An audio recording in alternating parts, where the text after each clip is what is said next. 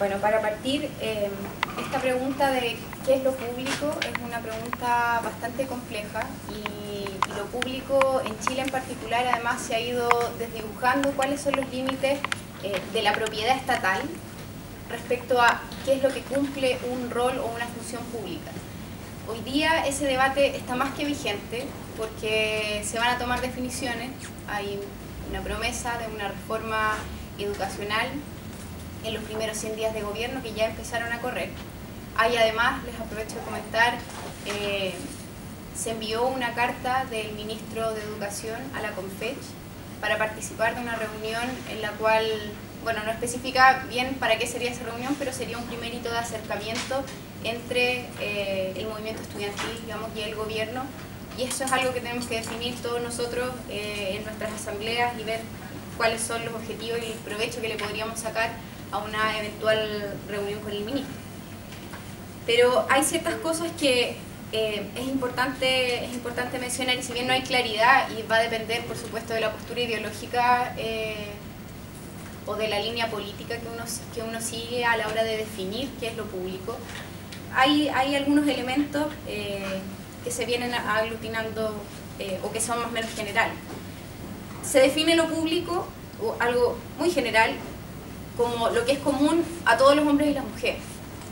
Un espacio determinado y por lo tanto lo público, lo que es común, está contrapuesto y no puede ser lo mismo que lo privado, que responde a intereses personales o intereses particulares.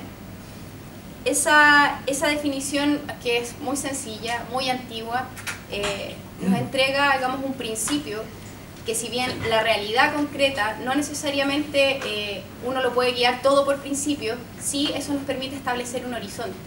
¿Y por qué digo esto? Porque hoy está uno de los debates más importantes es sobre el financiamiento a las universidades. Hoy día nosotros tenemos una institucionalidad de la educación superior donde tenemos universidades estatales, universidades privadas tradicionales, que todo en su conjunto pertenecen al Consejo de Rectores, y por otra parte una serie de instituciones que son las privadas nuevas, que se empezaron a crear masivamente, hubo una explosión de universidades privadas desde los 90 en adelante, y a estas universidades privadas también se les entrega recursos del Estado. Entonces es legítimo preguntarse por qué el Estado debe financiar proyectos que son privados, como por ejemplo el de la Universidad Católica, que si bien uno puede decir la universidad como la Universidad Católica, la Pontificia, ha cumplido un rol muy importante dentro de la sociedad, el desarrollo de investigación, la formación de profesionales para el país, etc., tiene una línea ideológica clara. Su forma de escoger a las autoridades es a través, por ejemplo, el rector, a través de una terna, que finalmente la elección la termina siendo el Vaticano. Las lógicas de democracia interna también son bastante limitadas, no hay libertad de cátedra. Entonces hay una orientación ideológica específica en ese proyecto educativo universitario que uno se pregunta, ¿por qué un Estado laico debiese financiar un proyecto privado de esas características? Lo mismo pasa con la Universidad de los Andes, por ejemplo, o con otras universidades que responden a una línea particular. Y ahí uno dice, y salta al tiro cuando uno expone siquiera este cuestionamiento, de inmediato las reacciones son, pero ¿cómo en Chile se va a cerrar la Universidad Católica? Entonces se está diciendo que no se puede tener proyectos privados, o que se les va a cortar el financiamiento, los estudiantes van a quedar en la calle, no van a tener posibilidad de estudiar. Hay una realidad hoy que solamente el 16% de la matrícula total de los estudiantes son universidades estatales. Por lo tanto, si uno cortara el día de mañana el financiamiento a todas esas universidades, efectivamente sería el desastre para el sistema educativo chileno actual. Lo que no quiere decir que uno pueda tener un horizonte y pensar desde el movimiento estudiantil cuál es la educación y cuál es la institucionalidad de la educación superior que queremos. Entonces ahí el petitorio estudiantil tiene algunas, del año del 2011, tiene algunas claridades. Hoy día el sistema de financiamiento se basa principalmente en subsidiar a la demanda, es decir, el Estado entrega becas y créditos a los estudiantes, directamente a los estudiantes, y no a las instituciones públicas. Esta universidad, la Universidad de Chile, que es de propiedad estatal, recibe alrededor de un 8% de su financiamiento, de su presupuesto total, es por parte del Estado. El resto son nuestros aranceles, son las matrículas que pagamos, son también la investigación, la venta de servicios. Esta facultad en particular tiene harta venta de servicios, es la venta de la investigación también, que termina siendo, por ejemplo, para instituciones, para empresas, para farmacéuticas, para la industria del arte, porque el Estado no financia sus universidades, por lo tanto la universidad tiene que entrar a competir en esta lógica de autofinanciamiento con el resto de las universidades para poder sobrevivir. El petitorio estudiantil lo que dice es que se acabe esta lógica de subsidiar al estudiante, porque a través de ese mecanismo indirectamente el Estado traspasa recursos directamente a los bolsillos de los privados. Y como hoy día no existe un marco regulatorio claro para las universidades, para algo que es ilegal, que es el lucro, pero sabemos que efectivamente hay lucro en muchísimas instituciones de educación superior. Sabemos lo que pasó con la Universidad del Mar, sabemos lo que recientemente pasó con la Universidad de las Américas, donde se les quitó la acreditación y uno de los motivos era porque había lucro efectivo. Entonces ahí hoy día dice, acabemos con la lógica del voucher. Ya no más financiamiento a los estudiantes, pero sí financiamiento a las instituciones directamente, para fortalecer los proyectos educativos desde la institución, es decir, que el Estado a través de sus instituciones pueda fortalecer su sistema de educación pública y entregar una educación gratuita, de calidad, etc.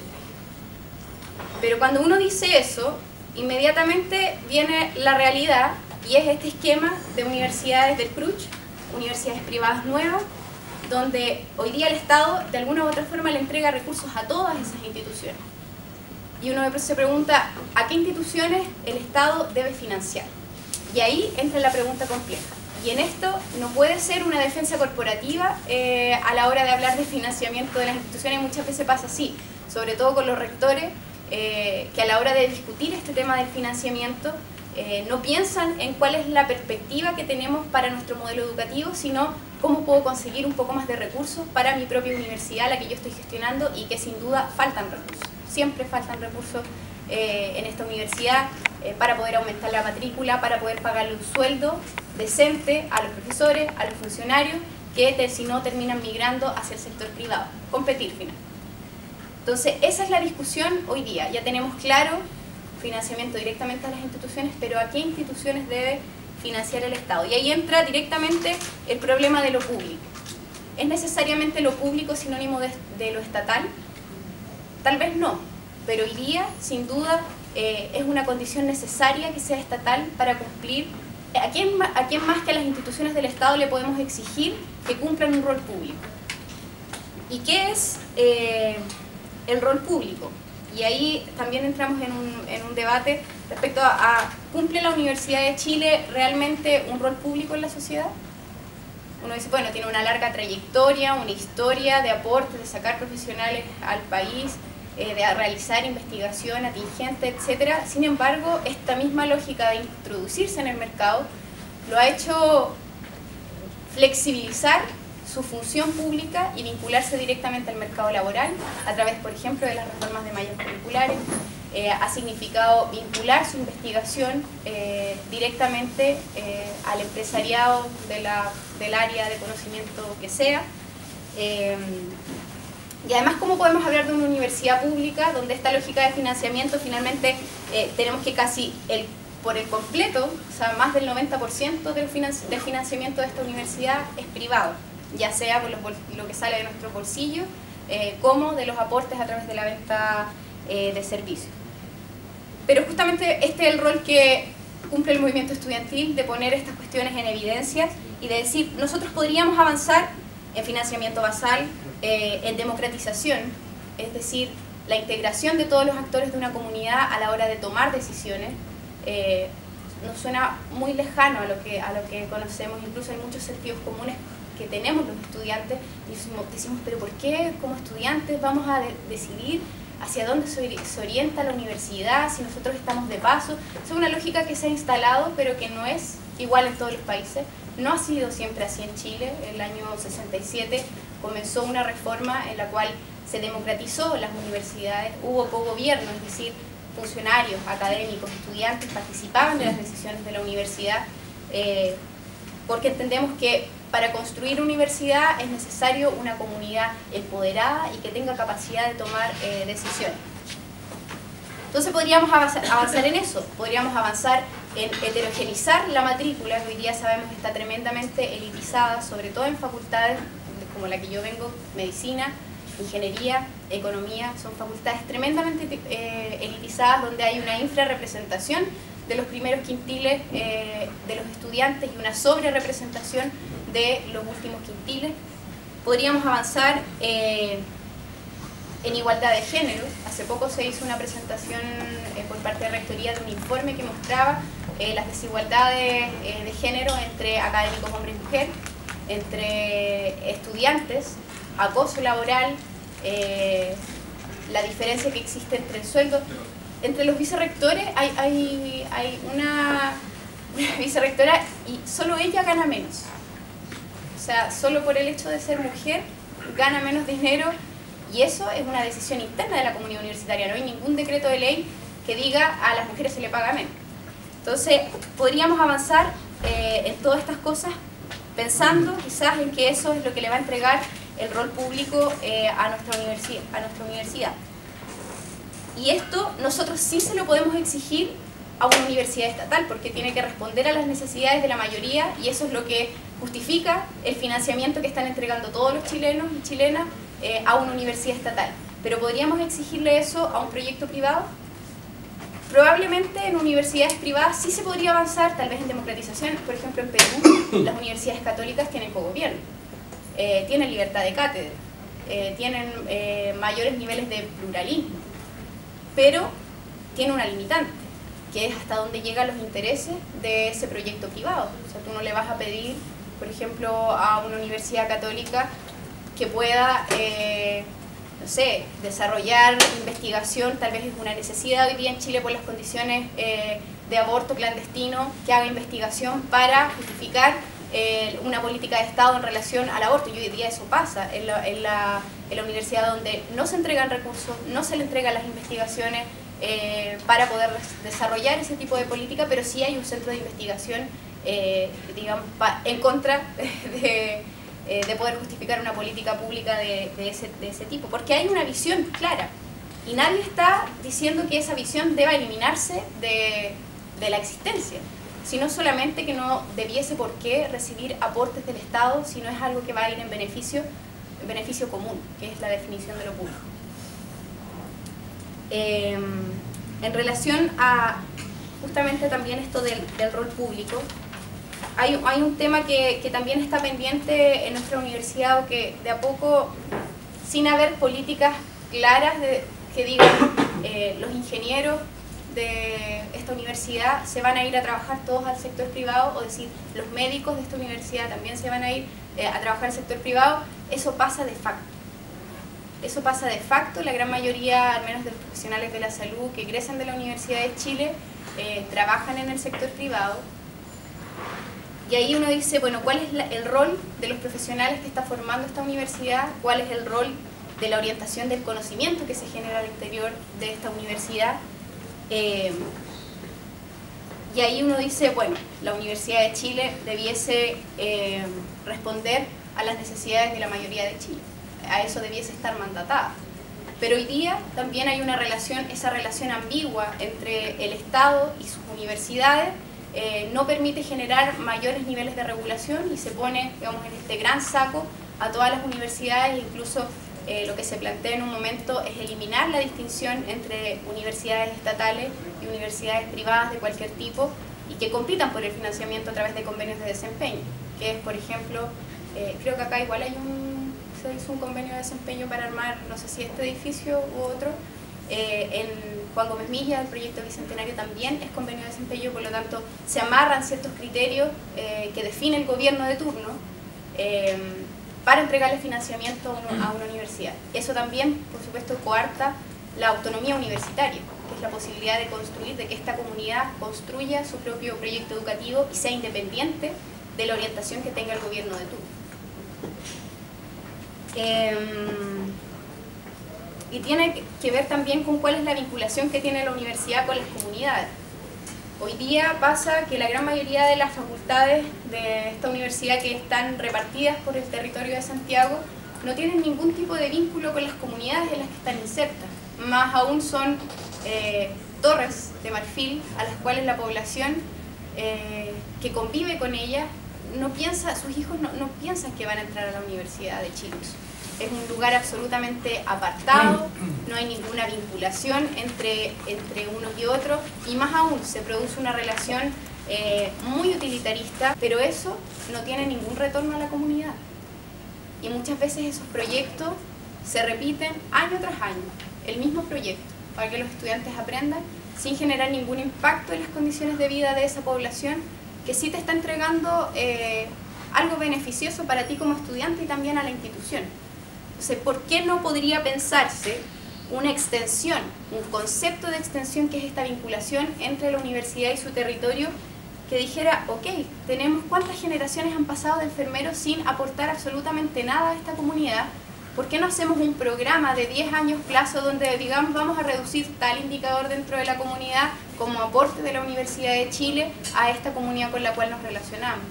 Entonces, eso es más bien una falta de voluntad que una imposibilidad de hacerlo, porque eso tampoco tienes que mover ninguna ley ni ningún marco legal para poder realizarlo. Y hoy día el concepto de extensión que se maneja en la universidad y los recursos que hay para eso están más bien destinados al marketing que tiene la universidad, a los programas de futuro estudiante donde se va a los colegios que tienen los mejores puntajes para hacerlos que ingresen a la universidad, y con ese mecanismo esos mejores puntajes te aportan también financiamiento, porque ese es el aporte fiscal indirecto que entrega el Estado.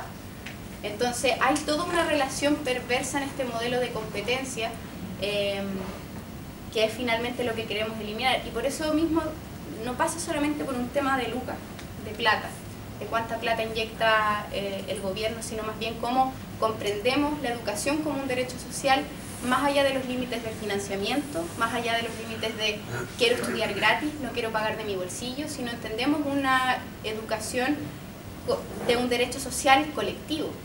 Es decir, que lo que desarrolla esta institución, la investigación, la docencia, la formación de profesionales, le es útil a la sociedad. Y por eso esta es una demanda no solo de los estudiantes, no es una demanda gremial, sino es una demanda de la sociedad, porque ellos también tienen derecho a que salgan buenos profesionales, a atenderse con un buen profesional de la salud, a que no se caigan los edificios, a que se construyan bien, etcétera. Todas las profesiones y todas las disciplinas que se realicen de la mejor manera, gastando los recursos que también son de todos.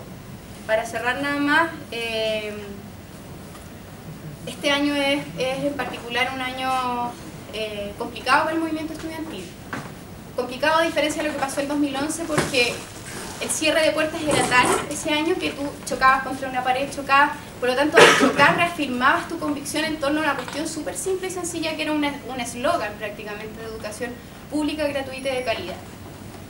Y este año hay un gobierno que tomó ese eslogan, lo puso en un programa, y si uno revisa ese programa en detalle se da cuenta que no cambia toda la lógica y la orientación del sentido público para la universidad. Entonces, el rol que va a jugar el movimiento social, porque además ese programa tiene la suficiente ambigüedad para que algunos piensen que lo va a resolver todo, como otros piensan que no va a resolver nada.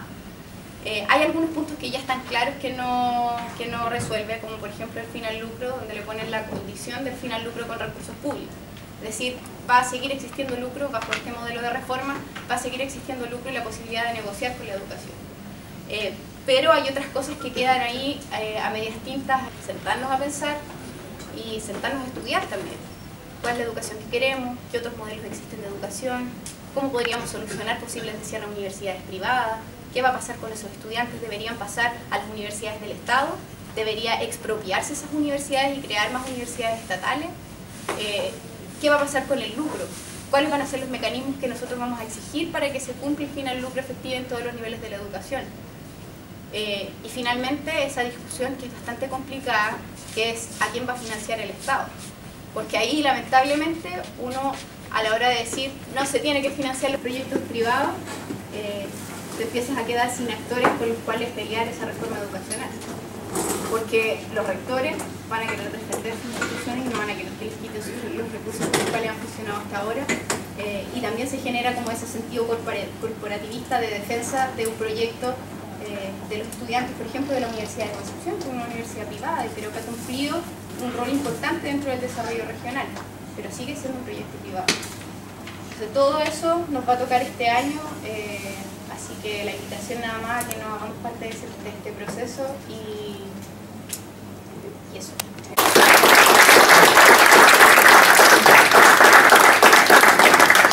Vamos a dar la palabra. Decir que yo soy Cristian Cuevas Zambrano, soy dirigente de los trabajadores subcontratistas y contratistas de Chile de la industria minera, dirigente nacional de la Confederación de Trabajadores del Cobre, en este minuto a cargo de las relaciones internacionales y públicas de esta organización. Ya no soy consejero nacional de la CUT, me sacaron por secretaría, pero ese es otro tema, no un tema de debate. Decir que para el debate de la educación en general, primero digo lo siguiente, saludar a los muchachos que ustedes que están, algunos incorporándose, pero también ocupando este espacio de colación, ¿cierto?, para intercambiar miradas, apuestas y sobre todo apostando a un proyecto que desde el punto de vista nuestro es fundamental para cualquier proyecto de transformación que quiera un mejor vivir para la mayoría del pueblo de Chile, es decir, nosotros. Ustedes son hijos de trabajadores y nosotros cumplimos el rol, ¿cierto?, de estar hoy día en las funciones laborales que el día de mañana ustedes también están asumiendo, incluso algunos en tareas que tienen que ver con esta responsabilidad de vida también. Y por eso es tan importante hacer este vínculo que es histórico, pero que también el modelo y el capitalismo lo que ha hecho, ¿cierto?, es fragmentarnos y dividirnos y hacer de que el mundo de los estudiantes camine en su propia lógica y los trabajadores en nuestro propio quehacer. Pero nosotros somos una unidad indisoluble, unida, porque somos nosotros los trabajadores que finalmente son nuestros hijos los que están estudiando y padeciendo esta situación.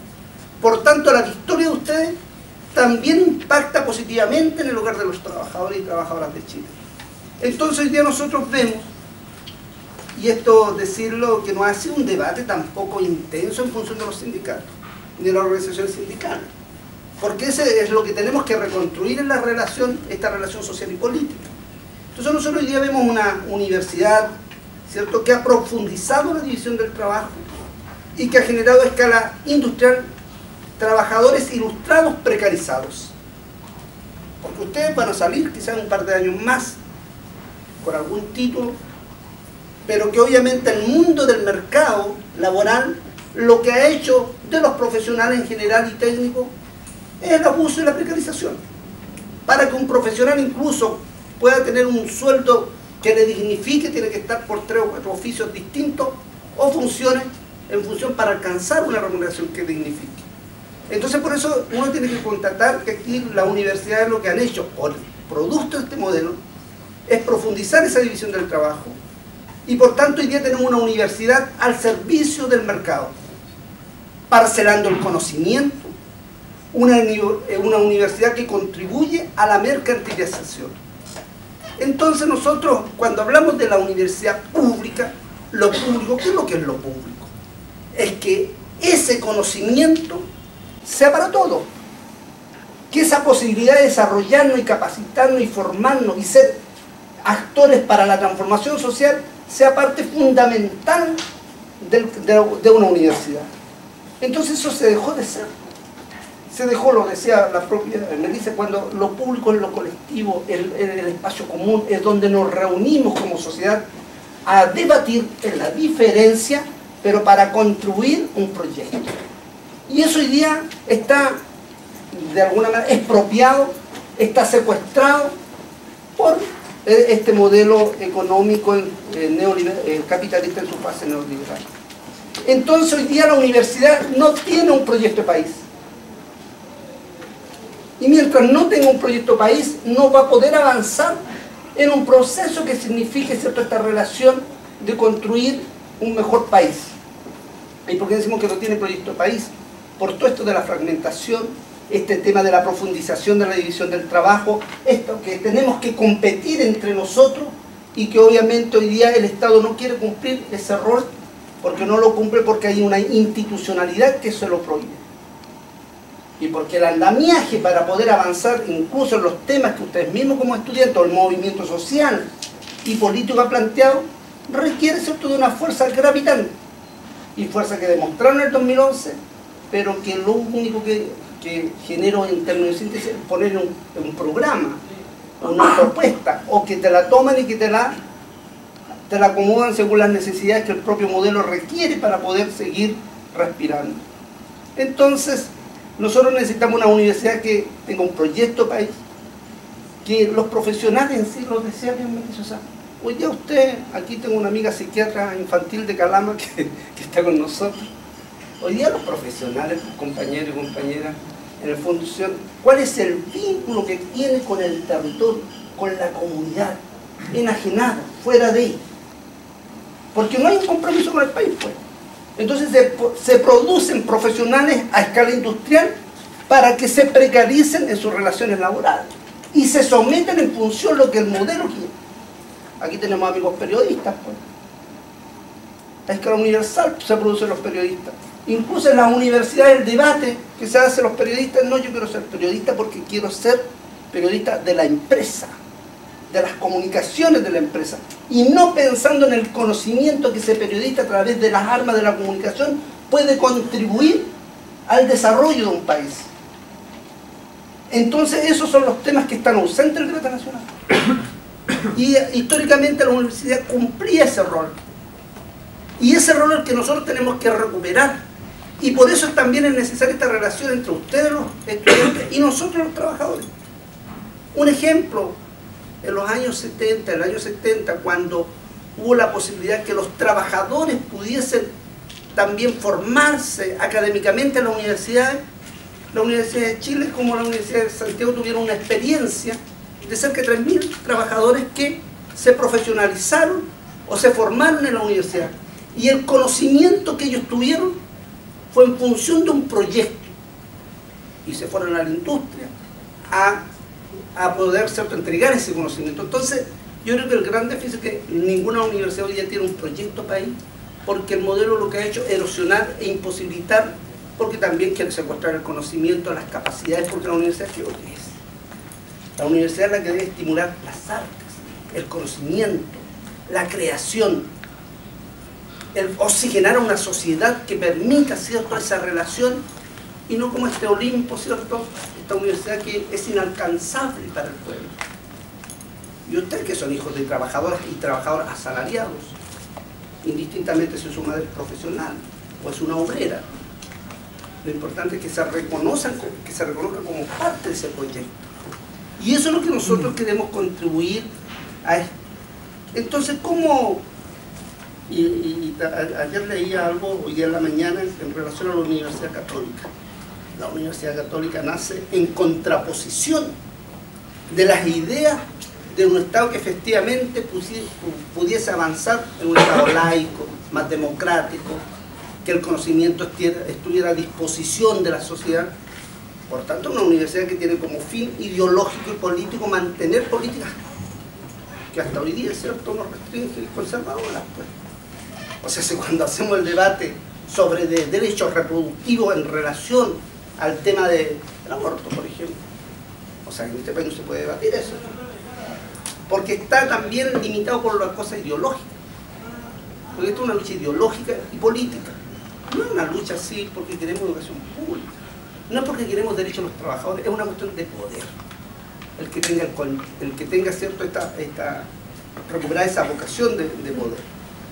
Y nosotros, la verdad, y lo digo esto porque la realidad nuestra, los trabajadores de mañana van a ser hombres y mujeres de trabajo, que están haciendo un gran esfuerzo para adquirir ese conocimiento, pero que el mundo del trabajo es un mundo violento, un mundo que te aplasta, que te secuestra la dignidad de los trabajadores y que te mantiene millones, ¿cierto?, sin la posibilidad ni de desarrollarse, ni tampoco de tener esperanza.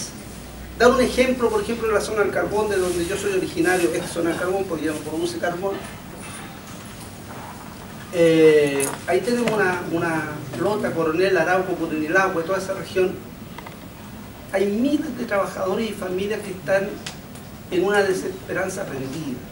Que después del cierre de las minas del carbón, lo único que le queda a ese grupo humano es que tienen que estar en unos programas parecido a lo que había en dictadura, que usted quizás no ha leído, pero o conocen algunos del premio Espojo, y son empleos de emergencia financiados por el Estado. Y se pelean ese empleo. ¿Y dónde trabajan esos trabajadores, estas familias? En las iglesias, en los partidos políticos, en las juntas de vecinos, ahí viviendo una situación que es dramática. Y sin solución por parte ni del Estado ni de los empleadores, y donde está en la capital de la industria forestal y de la industria pesquera, pero donde obviamente las condiciones de abuso, de precarización es insostenible. Realidad misma que vivimos en Calama, y aquí me dejen de mentirosa, o sea, la región más rica de nuestro país, pero donde no hay universidad pública, pues. Y donde los oficios que se imparten no son en función de las necesidades que requiere la región, y donde las familias viven en condiciones infrahumanas, con miles de inmigrantes, bolivianos, peruanos, que algunos tratan de hacer un contrabando destinado a separar a los pueblos, y poniendo de que la amenaza nuestro como país es que están los bolivianos, los colombianos y ecuatorianos a quitarnos nuestro empleo. Y ahí tú te encuentras con profesionales frustrados, de todos los oficios, cumpliendo cualquier rol, pero no el ejercicio para lo cual él o ella estudió. Entonces, el mundo que se viene afuera es un mundo que golpea y que usted lo conoce. Por eso es tan importante esta relación social. Por eso no divorciarse del mundo popular, donde vivimos nosotros. Porque yo digo, hacer la revolución en la academia es fácil, pues. Pero hacerlo donde está la situación que finalmente genera la mayor tensión, es difícil. Entonces, lo que nosotros apostamos es cómo generamos esa convergencia, esa unión, ese vínculo. Este debate es una aproximación, es un camino, es buscar un camino, pero entendiendo que aquí sin duda que hoy día hay un nuevo gobierno, algunos somos parte de ese nuevo gobierno, pero tenemos una oposición crítica en función de los intereses de clase y en función también de los intereses como pueblo, pues. Una cosa que haya un programa y otra cosa cómo ese programa finalmente lo que va a hacer es profundizar el modelo, afianzarlo, entregar ciertas cositas, y esa situación va a depender de la capacidad nuestra de organización, de influir y de movilizarnos. Por tanto, para nosotros, la lucha por la educación pública, y no como una consigna, como bien dice, sino a través de una propuesta que vaya generando un modelo de país que queremos, va a depender de la capacidad nuestra. Eso es lo que estamos discutiendo aquí en el Encuentro Minero. Porque mire, yo le digo, nuestro país es un país de quejumbre, de quejumbrosos, pero no reaccionables. Nos quejamos del metro, nos quejamos de las condiciones del impacto ambiental que generan los procesos productivos y desarrollo que nunca están pensando en nosotros. Pero no hay una reacción de parte de los trabajadores. ¿Pero por qué no hay una reacción de los trabajadores?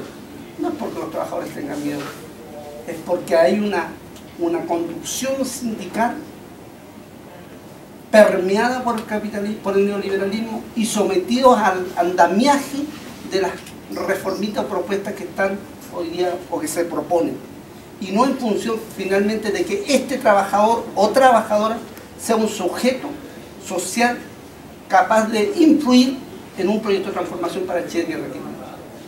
Entonces yo más bien, nosotros decimos que la universidad que queremos es una universidad que se relacione, que se vincule con el pueblo, y no ese pueblo que algunos dicen pueblo, porque se ha tratado también de contravender, de hacer desaparecer el pueblo.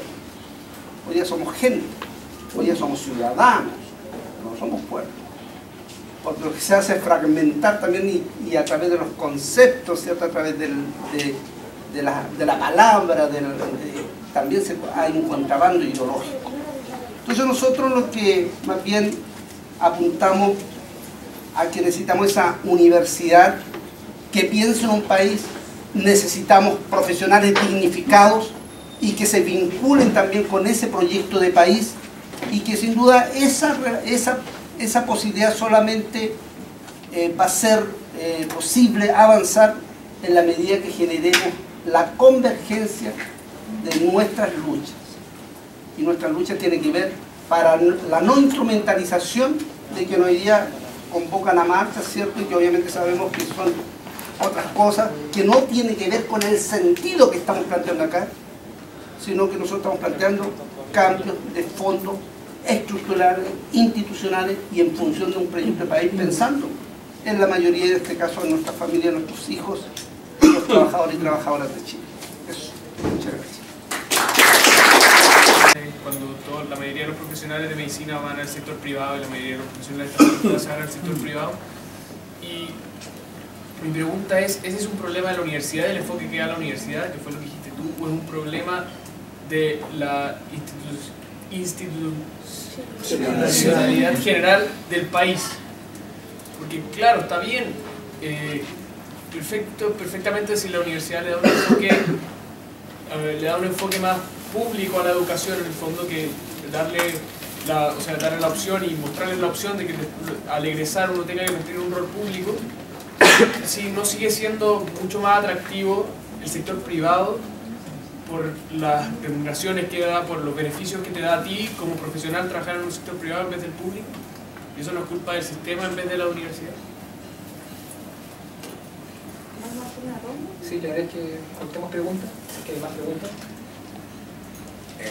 Porque la charla giró en torno a en general, en torno a la universidad. ¿Qué es lo que pasa con el resto, por ejemplo, las carreras que no se estudian en la universidad, como son las técnicas?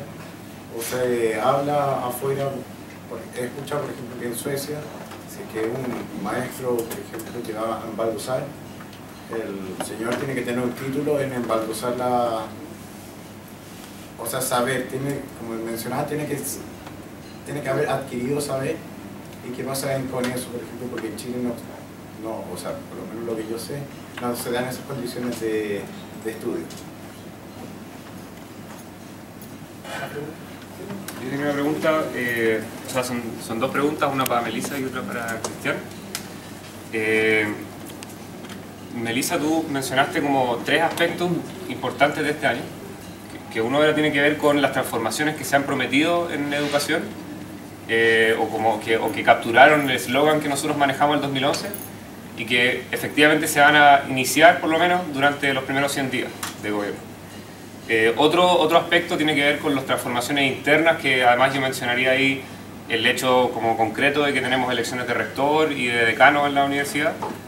Y por último tenemos además un montón de otros movimientos sociales que han surgido desde el 2011 hasta ahora, o que han surgido como con más pantalla por lo menos. Y además tenemos que la concertación o la nueva mayoría, salvo educación, tiene en el resto de los sectores un equipo neoliberal abiertamente muy regresivo, digamos. Entonces, ¿cómo vamos a poder hacer como movimiento estudiantil, o qué mecanismos podemos utilizar para juntar esas tres cosas? Para poder, en primer lugar, enfrentar el tema educativo y lograr que los cambios que se hagan sean cambios progresivos, frenar los cambios regresivos y además hacer las transformaciones internas para que nuestra universidad siga siendo pública o empiece a ser pública. Y para Cristian, en términos de la relación con los trabajadores, que la Melissa ya lo había mencionado un poco, a nosotros todavía nos falta, y este es como un pequeño comienzo, para poder generar un vínculo entre estudiantes y trabajadores. Pero ¿cuáles son las posibilidades reales hoy de la organización de los trabajadores para poder marchar junto a los estudiantes, por ejemplo? O sea, marchar no solo en el sentido concreto, sino que en el sentido metafórico que significa eso, o sea, luchar codo a codo con los estudiantes durante el 2014. Digamos que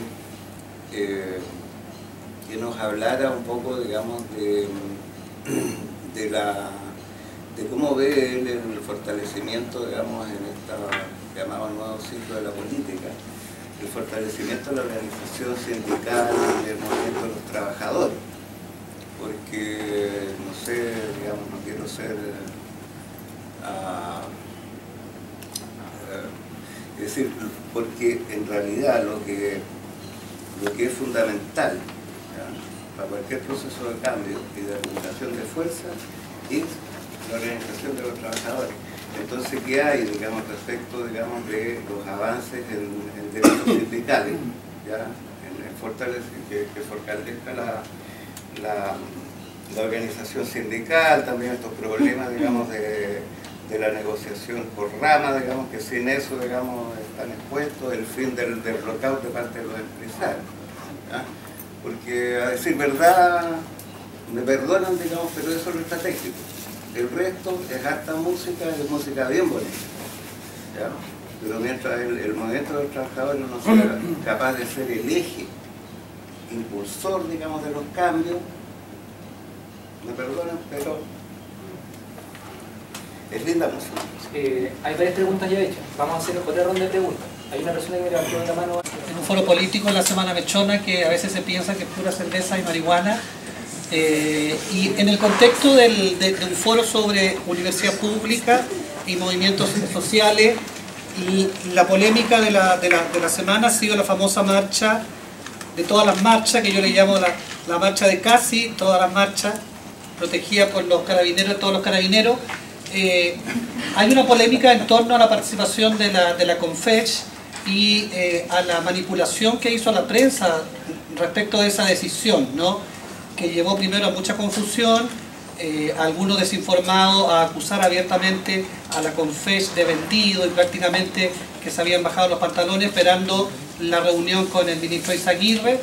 Entonces quisiera preguntarle a Melissa cómo ven esa polémica, cómo ven esa manipulación, también cómo ven esa manipulación que creo yo que hace el Partido Progresista con esta marcha que surgió digamos, de ese alero.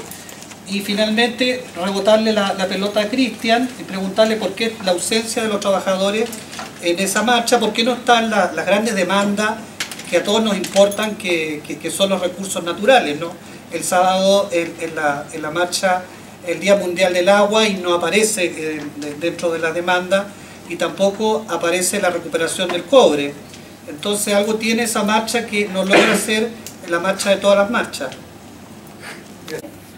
No tienes posibilidad de hacer prácticamente nada por esas personas, porque hay un contexto social, hay determinantes sociales en el proceso de salud que escapan a lo que puede hacer la atención de ese profesional. Entonces es más complejo que solamente achacarle la responsabilidad solamente a la institucionalidad o a la universidad. Lo que sí es importante es que si nosotros concebimos la universidad como un espacio de transformación, muchas veces ese espacio de transformación va a chocar con la institucionalidad vigente.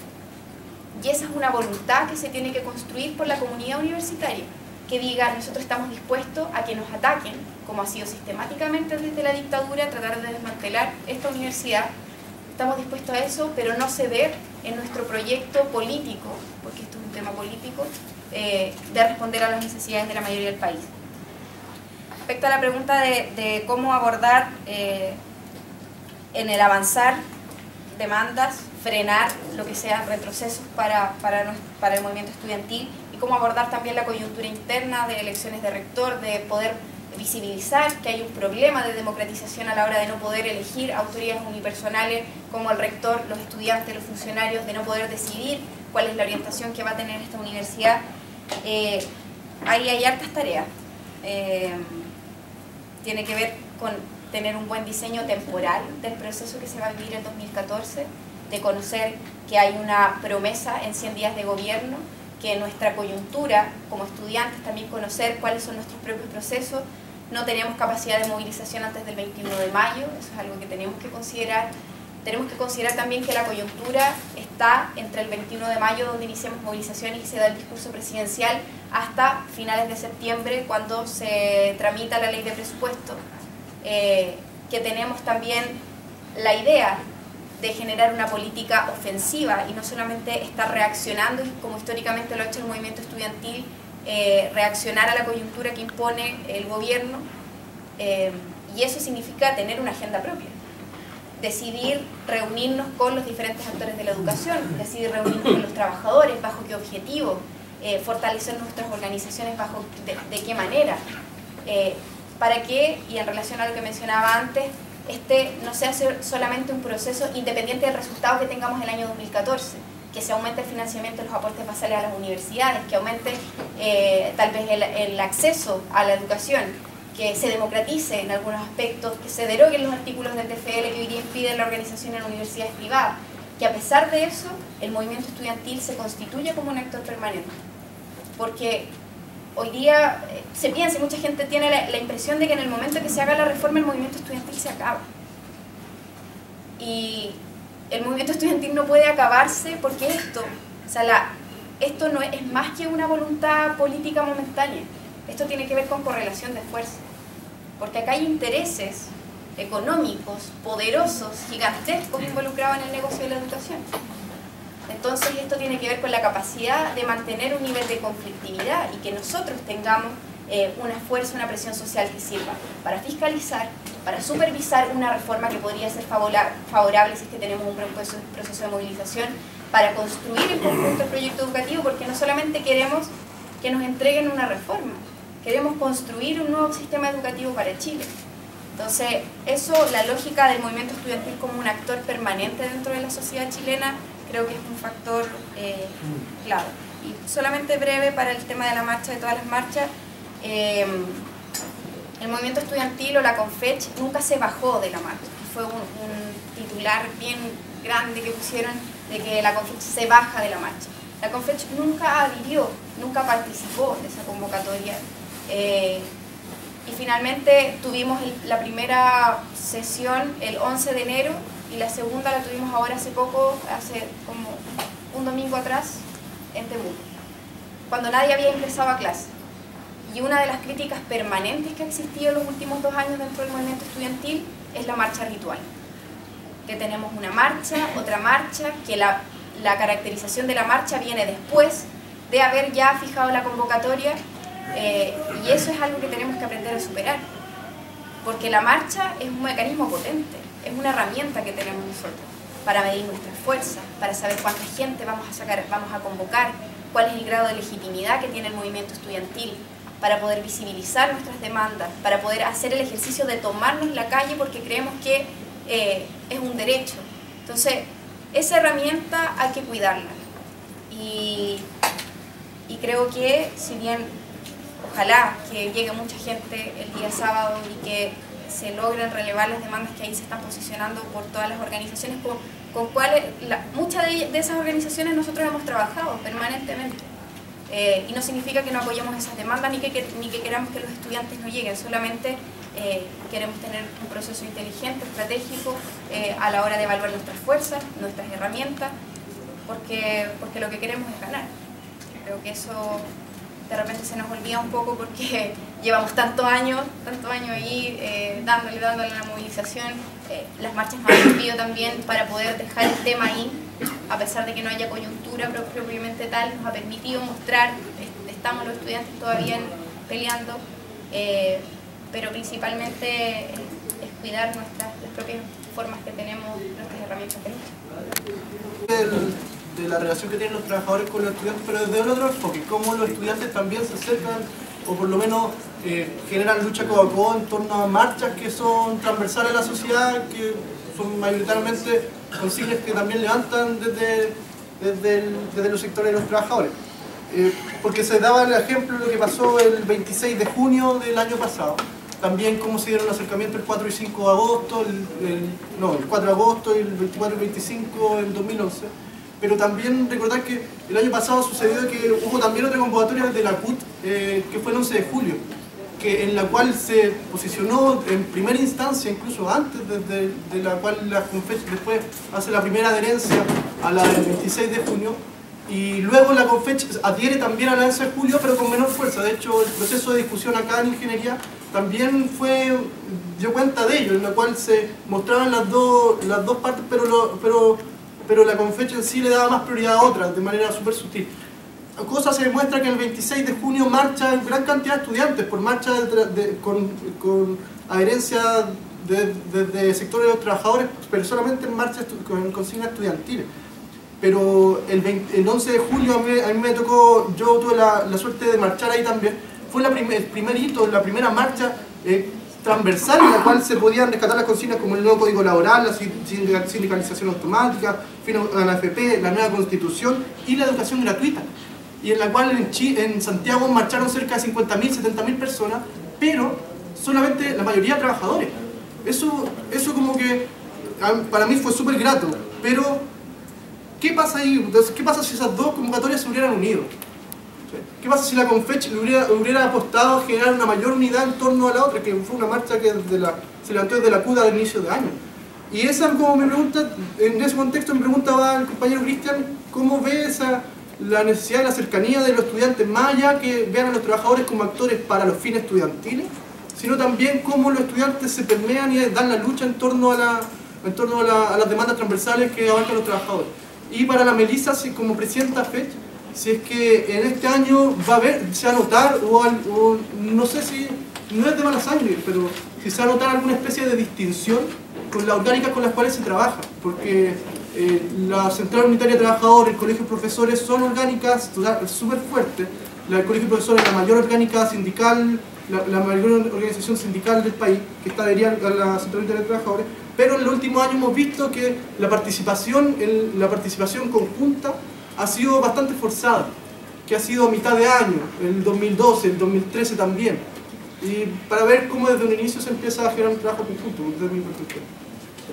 Está claro que en especial la Universidad de Chile el ingreso es bastante elitista, ya, o sea, está relacionado más bien con un tema social o con un tema de oportunidades.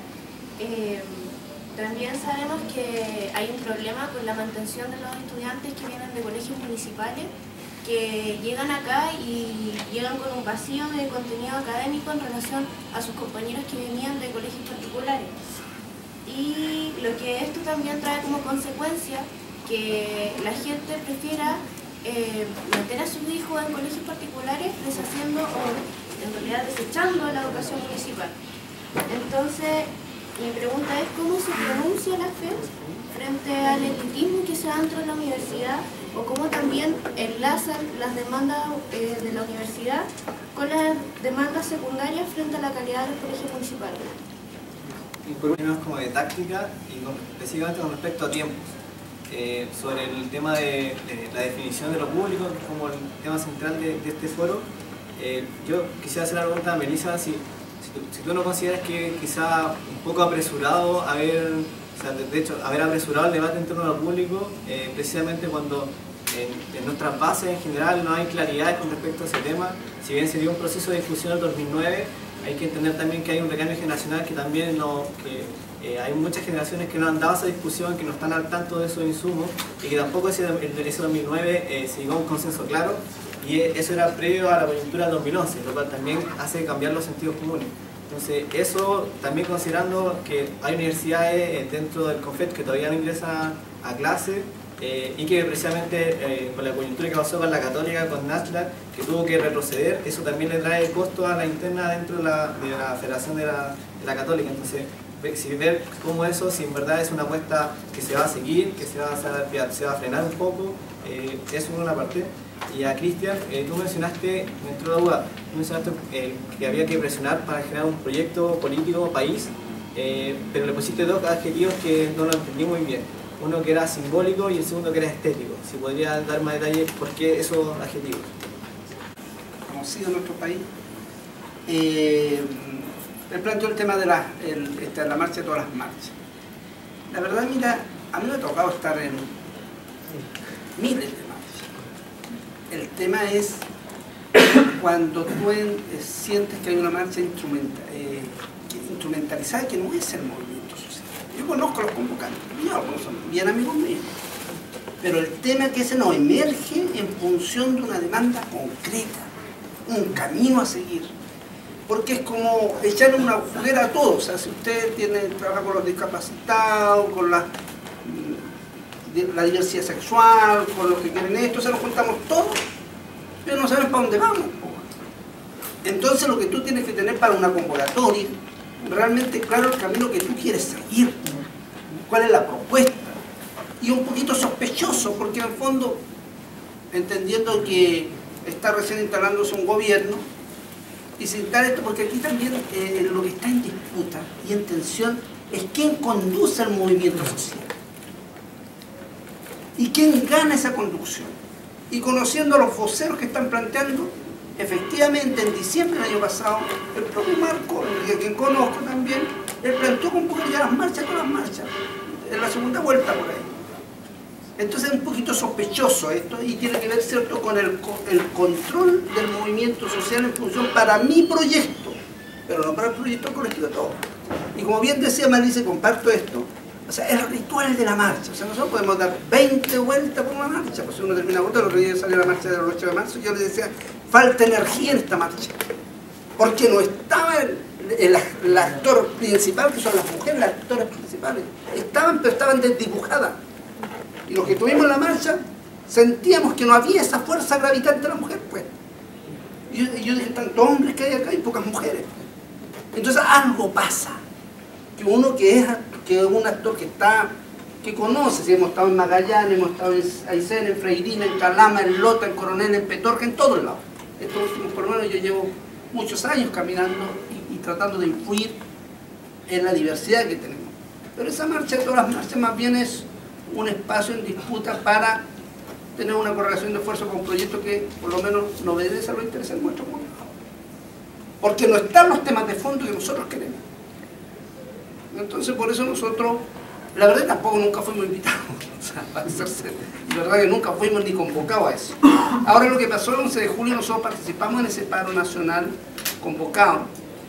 Y yo quiero decir lo siguiente, a nosotros como trabajadores colectivos nos descuentan todo el día, nos echan a los viejos.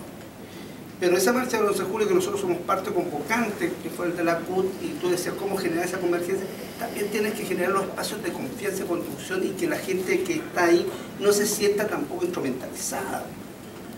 Porque hay también eso. Y te lo digo porque a mí me impactó mientras nosotros estábamos en Chuquipo, porque tuvimos el 26 de junio y después tuvimos el 11, 2 días, y que los viejos nuestros contratistas, yo digo, acá en la marcha del 11 de julio, al que sacaron adelante era Raimundo Espinosa, un tránsfuga del movimiento sindical y que trasladó a todos sus dirigentes de planta marchando acá en Santiago, en un lienzo. Están los trabajadores del cobre y los que estamos batallando allá éramos los contratistas. Entonces me entiendes, porque hay esa tensión también. ¿Sí? Esta cosa es así. Ahora bien, que era importante, fundamental en función de la tarea nuestra, claro, yo creo que ahí falta más intercambiar, generar espacios de confianza, no de imposición, no para la agenda que yo quiero en función de mis intereses, porque la segunda paro nacional que tenía convocado la CUT, agendado en el Ampliado Nacional, fue bajado. ¿Por qué fue bajado? ¿Me entiendes? Entonces por eso se generan esas tensiones, y eso es lo que nosotros tenemos que restablecer, los espacios de construcción de confianza en un proyecto político. Ahora cuando el compañero me pregunta qué es el tema de lo simbólico, o sea, y lo estético tiene que ver con el tema de las artes, de cómo nosotros desarrollamos, porque lo que nosotros hacemos es una reproducción, y yo te lo digo, es una opinión crítica mía, que te la digo en otro, porque nosotros pensamos que entre más cantemos el pueblo unido, y con el ahí, y como iglesia, como soporte, ¿sí?, para poder reafirmar nuestras convicciones ideológicas, estamos construyendo el proyecto. Y tenemos que hacer posible que nuestros jóvenes y esta diversidad de movimientos colectivos, acciones militantes, no militantes, logremos construir esa fuerza transformadora y que tiene que ver con los espacios también de lo cultural, de lo estético, de construir una estética en función de un proyecto popular para este tiempo. Y no reproducir lo que fue una épica importante y transformadora y que terminó obviamente como por esa tragedia del 73, pero nosotros seguimos reproduciendo como esa estética. Y lo que nosotros queremos es escuchar a la Violeta y al Víctor con los aromas y los vientos de este tiempo. Y que las creaciones nuevas puedan inundar los espacios del mundo popular y de los trabajadores, a esa estética, a eso simbólico. Y no transformar las cosas en rituales. Pues no, oye, el 8 de marzo, el 11 de esto, pero va perdiendo esa energía, esa fuerza. Lo que nosotros tenemos que hacer es que sea fuerza transformadora para este tiempo. Pues si no, mejor no voy a la iglesia, pues. Y me quedo ahí persinando, rezando, orando. Entonces yo más bien apuesto a esa transformación. Eso es transformación, eso es cambiar. Eso genera una identidad. Incluso es más, hoy día que se va a discutir este tema de las uniones en pareja, ¿cierto? Obviamente esa es una acción más bien destinada a los que hacen de su derecho, y yo te lo digo porque soy un hombre homosexual reconocido, ¿cierto? Y que asumí esta función en un mundo sindical machista, patriarcal. Pero eso no está en función de derechos, pues. Está en función de la mercantilización del negocio, de los afectos secuestrados por el poder monetario. Y no en función de los derechos iguales que tenemos hombres, mujeres, distintamente de su orientación. ¿Entiendes? Entonces, siempre hay un contrabando. El problema es que los líderes nuestros y nosotros mismos pecamos de una ignorancia y nos dejamos también ser parte de esa fiesta. Entonces nosotros estamos tratando de separar esa fiesta para ese proyecto mayoritario. Para eso tenemos que hacer mayores y mejores esfuerzos. De la Federación respecto a las alianzas que se han establecido históricamente con el Colegio Profe, por la Central Unitaria, me imagino que tiene que ver con la orientación política de los dirigentes de ambas organizaciones. Y ahí es importante que la política de alianzas que establece el movimiento estudiantil sea primero una política de alianza construida entre todos los estudiantes y que sea algo discutido y que tenga objetivos también. O sea, no es una alianza solo formal de sumar actores, sino que tiene un nivel de estrategia política, de cómo quieres posicionar el debate. Obviamente te sirve tener, mientras más organizaciones se sumen a la demanda que tú estás levantando, más fuerza tiene, más legitimidad, más apoyo social, y eso ha jugado un peso en las movilizaciones siempre. Pero también eso tiene que tener niveles de distinción. Uno no con todas las organizaciones establece el mismo nivel de política de alianza. O sea, esta va a ser una alianza táctica, es decir, exclusivamente a la hora de salir a movilizarnos, sin discutir las demandas que hay detrás por parte de la organización, por ejemplo, del Colegio de Profesores y de la CONFECH. Va a ser una alianza programática, es decir, vamos a tener un documento detrás que aúne a estas dos organizaciones y a más actores. Vamos a tener una alianza estratégica, es decir, en el desarrollo tanto de cosas que exceden tal vez a lo meramente educacional y de la política o a la coyuntura 2014 de la educación. Esas son definiciones que hay que tomar y que yo al menos no tengo aún una definición clara. Lo que sí, te adelanto que tuvimos una primera reunión con el Colegio de Profesores la semana pasada. Una de las tareas que salió de la última sesión de la CONFECH fue la reunión con los distintos actores de la educación. Ya tuvimos la reunión con el Consejo de Rectores y con el Colegio de Profesores, y les cuento que hay hartos elementos en común.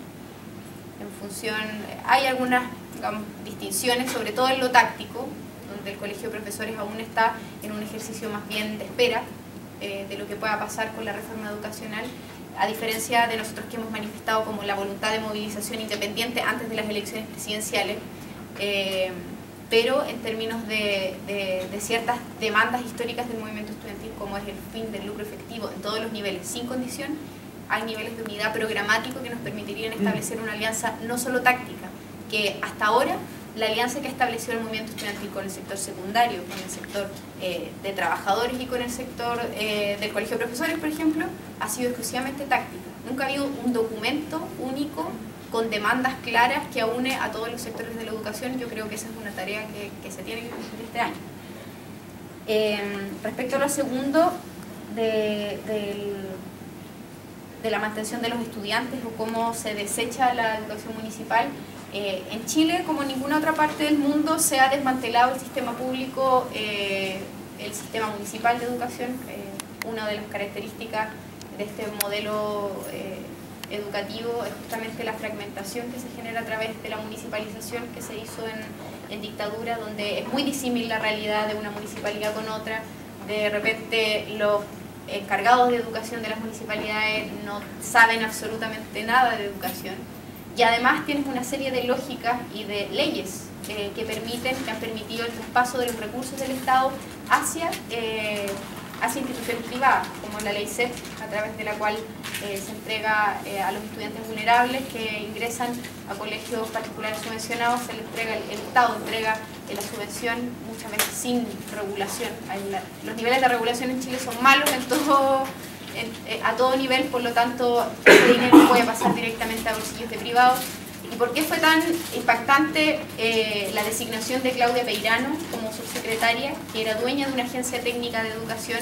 Es porque justamente a través de ese mecanismo que permite la ley SEM, se traspasan cifras millonarias del Estado directamente a bolsillos de privados, de donde la municipalidad puede poner 100 millones al contratar una agencia técnica de educación, y esa agencia puede destinar realmente 9 millones y el resto todo se lo lleva por el bolsillo.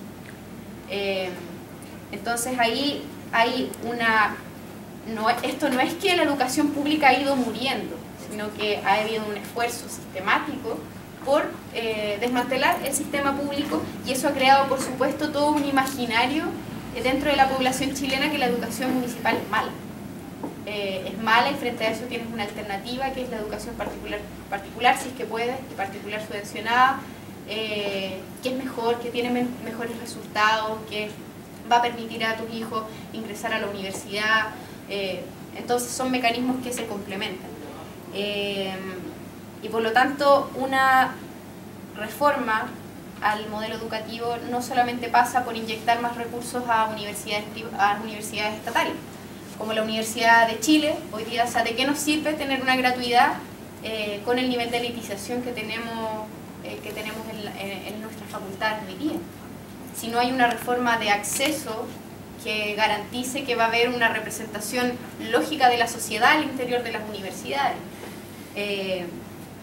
Entonces, hoy día, por ejemplo, la universidad tiene cupos de equidad, que es un sistema que se ha ido implementando progresivamente en las diferentes facultades. En algunas han creado también unidades de mantención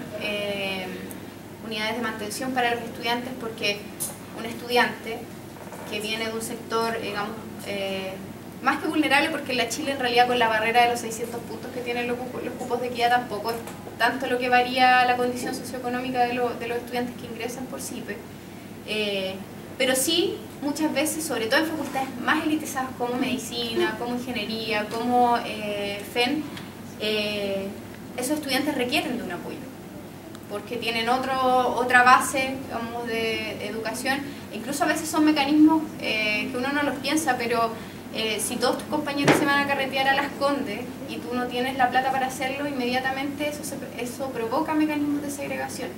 Entonces, todos esos elementos tienen que ser abordados por una universidad que, sí, lo que pretende es ser inclusiva y representar a la sociedad, no es el estudiante el que se tiene que adecuar a la universidad, sino que es la universidad, es la institución la que genera mecanismos de inclusión.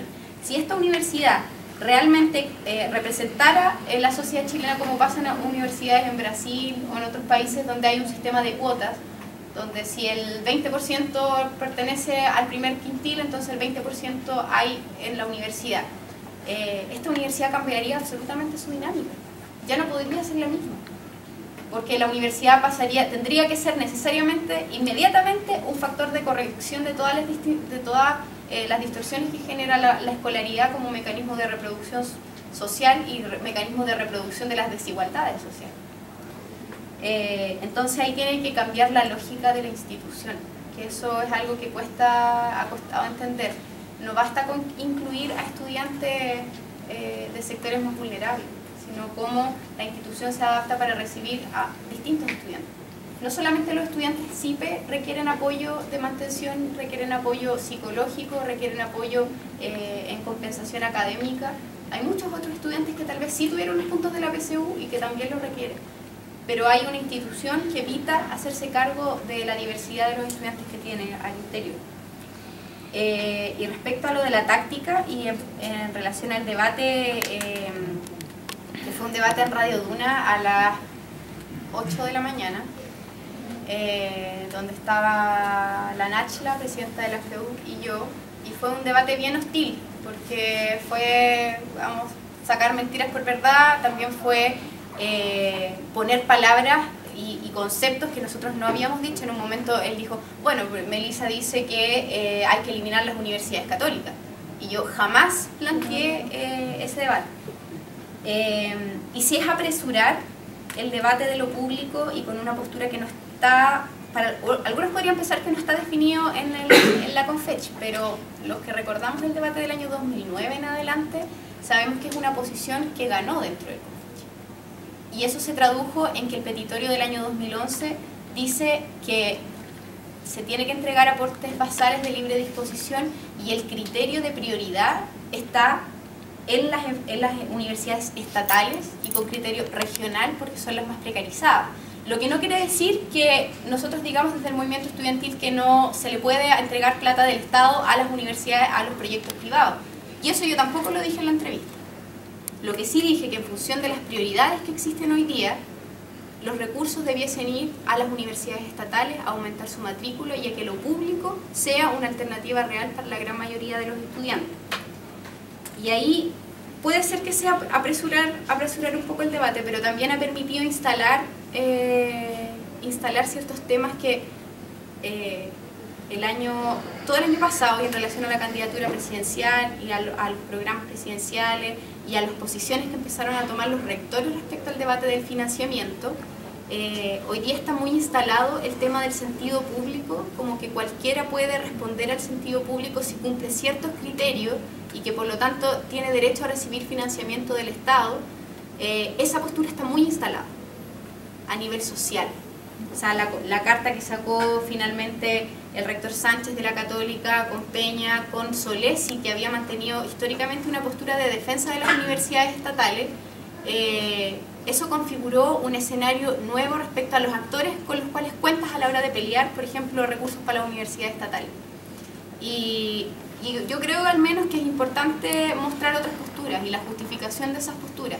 Aunque no haya claridad y podemos plantearlo abiertamente, que es un debate pendiente, es un debate abierto dentro del movimiento estudiantil, dentro de los rectores, dentro de la sociedad completa, pero sí mostrar como la justificación, aunque sea una justificación teórica y de horizonte, más que situado en la realidad concreta donde tenéis solamente el 16% de la matrícula de los estudiantes es la estatal y el resto es todo universidades privadas. Yo creo que es importante también plantear el debate en términos de horizonte y que podamos clarificar en las generaciones que han pasado cuál es la postura que tiene el movimiento estudiantil sobre este tema. Me alegró, por ejemplo, el tema de democratización es un tema que nadie lo había tomado. O sea, el movimiento estudiantil lo puso en 2011, no se habló en las elecciones presidenciales, no está en el programa de gobierno y hoy día hay nosotros desde la Confech, porque es parte de nuestro petitorio, lo hemos tratado de instalar, y hoy día en el Mercurio hay una columna en contra de la democratización. Yo creo que eso es una buena señal de que el tema se está instalando y que de repente hay que hacer esos esfuerzos un poco como medios pesados y de generar polémica para poder instalar ciertos temas. Pero bueno, hay mucho que aprender también respecto al ejercicio de las vocerías de la Confech. Y el ataque mediático que tuvo después la presidenta de la FEU fue grande. Y porque también tiene mucho de defensa corporativa, de la defensa que cada rector o que cada institución quiere hacer de los intereses que están jugando ahí. Eso. En nombre del CEFECH, del Centro de Estudios de la FECH, es invitarlos a ustedes también a dar esos debates, a reflexionarlo, a leer documentación. Nosotros mismos estamos generando insumos, se han hecho investigaciones, que vean el debate a fondo, que sean parte también activa como también lo hicieron los expositores en este momento. Agradecer a Melissa, a Cristian, lo que hicieron y especialmente a todos los que se quedaron sabiendo que de las 2:30 en adelante empezaban las clases. Así que muchas gracias y nos veremos más adelante.